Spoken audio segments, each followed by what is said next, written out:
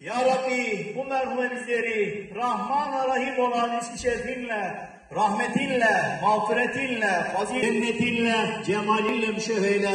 Ya Rabbi bu merhume bizleri kabir azabından, cehennem azabından koru. Ya Rabbi uzaktan yakından şu anda el açıp amin diyen şu güzel cemaatine geçişine hediye edik. Ayrı ayrı hissedar eyle ya Rabbi.